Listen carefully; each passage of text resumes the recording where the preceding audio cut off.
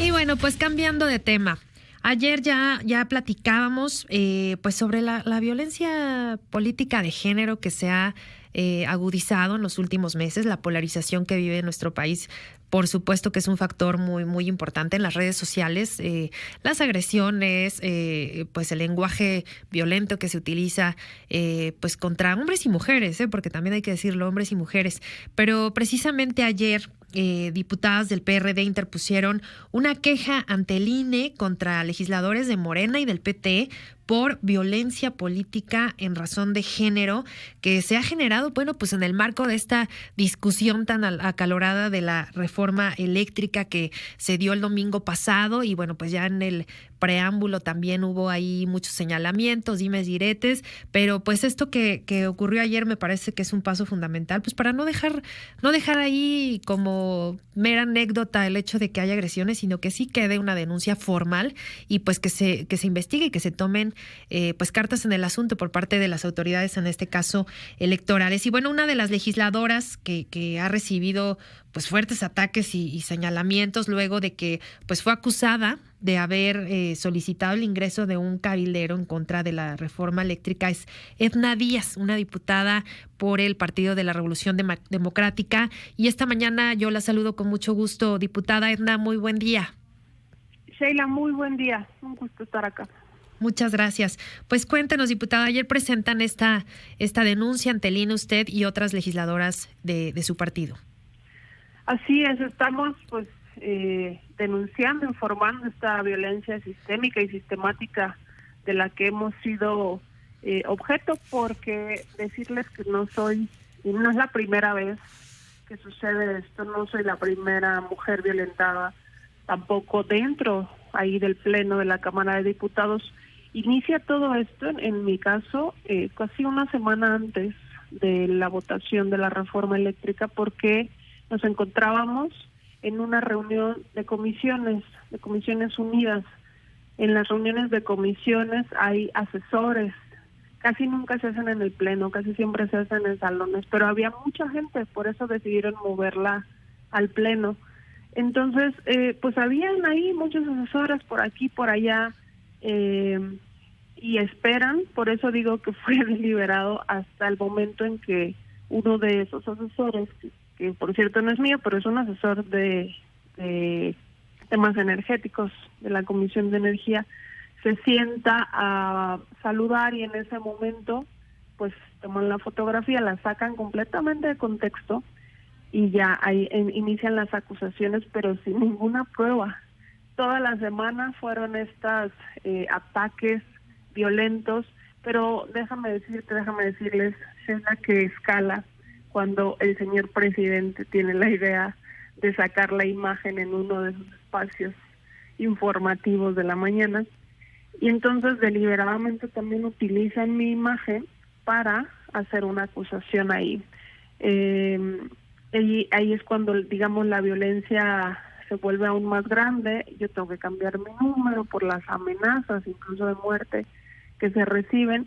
Y cuando yo pensé que todo esto iba a terminar el domingo después de la votación, pues resulta que sigue, pero no solo sigue, sino que ahora se ha extendido aún más hacia los demás compañeros y compañeras que empiezan a hacer una campaña pues de desprestigio, de traidores, de cosas así muy que en el fondo son muy fuertes, simplemente por demostrar que no estábamos de acuerdo con esta lesiva reforma eléctrica y por votar, por supuesto, en contra de. Entonces, pues es un llamado también a que no podemos seguir así con este discurso de odio, de polarización. Yo participé el domingo y un poco, digamos, sacrifico o cambio mi tema más técnico. Yo soy presidenta de la Comisión de Cambio Climático y Sostenibilidad, y ahí hay muchos elementos que nos decían que esta reforma no tenía que pasar porque contraviene los acuerdos internacionales en materia medioambiental, porque es nociva o podría ser nociva para la salud de la población. Pero cambio un poco elementos técnicos para poner sobre la mesa una realidad que sucede en el Pleno y que también sucede en nuestro país, que es cómo alguien puede llegar a acusarte sin pruebas, violentarte, poner en riesgo tu integridad y después quedar como si nada hubiese pasado, ¿no? Por eso es que ayer decidimos ir al Instituto Nacional Electoral, al Comité de Ética del Congreso y empezar a poner estos antecedentes para que existan pues castigos ejemplares y también que sepan que la ley existe, que las instituciones tienen que responder por la integridad de todas y de todos. Así es, diputada. De hecho, el domingo, pues sí, lo que comenta, veíamos en esta larga discusión en San Lázaro, pues que su participación en tribuna fue pues muy fuerte, alzó la voz por esto que nos narra, ocurrió, sí, en una mañanera donde se exhibió esta fotografía, pues ahí con esta persona que nos dice es pues asesor. Obviamente dijeron que era cabildero, pues de ahí surgió como que toda esta oleada, pero importante este discurso de pues no dejar las cosas ahí, ¿no? Y que no quede en una mera acusación en redes sociales, y también importante que se tomen las medidas que ustedes soliciten, sobre todo en cuestión de seguridad. Ustedes pretendían pretenden que en esta pues queja, los congresistas pues no se les permita incluso a quienes las han agredido, quienes han ejercido esta presión tan fuerte en contra de ustedes, pues incluso que se les impida el ingreso al salón de plenos, ¿es correcto? Sí, eso sería una de las restricciones. Digo, ya la autoridad determinará exactamente cuáles. Esa, que puedan tener también ellos cierta preparación, curso, que los eduque sobre la violencia con razón de género. Digamos, hacer ese lugar lo que debe de ser, que es un lugar donde vamos a discutir, a poder intercambiar puntos de vista y a respetar lo que cada uno piensa, porque ahora parece que en este país está mal que tú pienses distinto y entonces ya te tildan de otras cosas, con otros adjetivos, y yo creo que la diversidad que hay en nuestro país se tiene que respetar y los diferentes puntos de vista también. Cada quien tiene ese derecho y a ejercer sus derechos también políticos y con toda la libertad. Yo hice también este llamado desde la máxima tribuna del país porque lo que me sucedió a mí le puede pasar a cualquiera, porque lo que me sucedió a mí pasa también a cualquier otra mujer en el país que no puede hablar porque es intimidada por alguna autoridad municipal, estatal, y que de repente se sienten también solas, ¿no? Porque a mí me decían, bueno, quizá no sea lo mejor que hables, te pones más en riesgo, y yo decía, al contrario, yo tengo que hablar y visibilizar esto y que la gente vea. Imagínate tú, si las legisladoras o legisladores tenemos miedo o tenemos una actitud pasiva o de sumisión, ¿qué puede pensar un ciudadano o una ciudadana de a pie que estamos en esa posición y a ellos quién los cuida, ¿no? O quién puede garantizar su seguridad y estar en una posición diferente? Entonces tenemos que hablar, pero no solo hablar, tenemos que proceder legalmente como lo estamos haciendo. Y precisamente sobre esta campaña que pues anunciaron, y además lo anuncian de manera oficial en Morena, pues con estos carteles, ¿no?, que ya están circulando en redes sociales y que pues además dicen que van a hacer pues tendederos, van a hacer muros de la ignominia, pues con la imagen, nombre, apellido y fotografía de los legisladores que votaron en contra de esta reforma y pues enviada por el presidente de la República. Y pues ¿qué opinión le merece, diputada, esto que pues sin duda ha causado ya mucha controversia y mucha preocupación, sobre todo en diputados y diputadas que pues ven ir y venir su imagen? Algunos otros lo ven como, bueno, pues no somos traidores a la patria, y qué bueno que se nos acuse de traidores a la patria porque estamos defendiendo, ¿no?, los intereses del pueblo. Pero al final de cuentas, el uso de datos personales, el uso de su imagen, ¿qué tanto riesgo les lleva, ¿no?, en su labor legislativa? Sí, es lamentable porque, mira, la reforma no pasó, pero esta violencia sigue pasando, como le decía en un inicio. Es lamentable que pretendan hacer esto. Ayer estuvimos hablando muchos legisladores, con la sociedad civil, lo seguiremos haciendo porque creo que esa es la cercanía que se requiere para combatir esto. Sabemos que no podemos combatir violencia con más violencia, necesitamos tomar otras acciones pacíficas, pero fuertes, determinadas para defendernos y para defender a la gente que representamos. Al final la gente que confió en nosotros lo hizo porque sabía también que podríamos ser un contrapeso en el poder legislativo como lo fuimos el domingo. Así es que es tomarnos también de ellos y seguir adelante. Yo lo decía, discurso de odio que se sigue alimentando, no, ya a mí me preocupa que ya no se quede en los partidos políticos, ¿no? En la clase política, sino que se empieza a esparcir por la sociedad en general y entonces se va dividiendo aún más el país. Yo seguiremos estas líneas legales, seguiremos firmes en nuestros posicionamientos con mucho respeto, pero muy firmes, y seguiremos haciendo como yo siempre he pensado que hay que hablarle también, digamos, al líder de todos estos personajes, que es el presidente de la República, hacer un llamado para que también en él quepa la cordura y él llame a su gente a esta cuestión de convivir en paz y de dejar que las cuestiones que ya pasaron se queden ahí,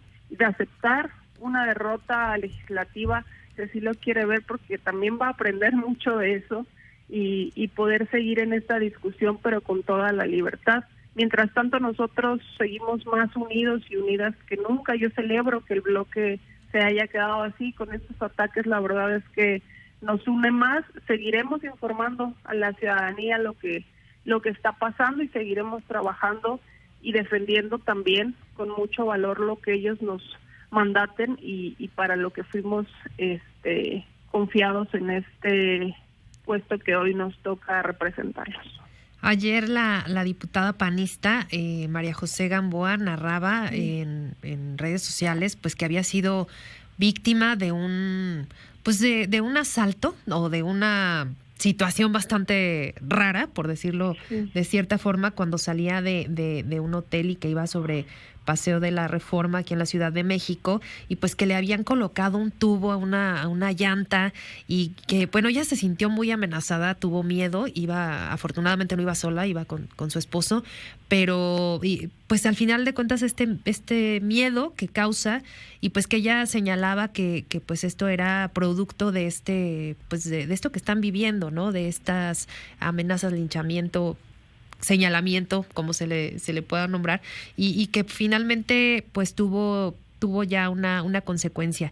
¿Usted considera que este tipo de actos puedan replicarse con otros de sus compañeros de partido, o incluso de otros partidos de la oposición?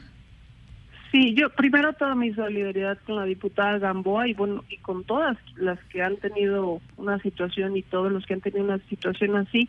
Es lo que digo, es el problema de quizá no dimensionar tus palabras o tus actos o tus dichos, querer provocar este tipo de situaciones. Yo no dudo, por eso nos hemos comunicado para que todos estemos alerta y cuidándonos de que esto pueda suceder. La gente puede decir, bueno, fue un mensaje o fue una llamada, no importa.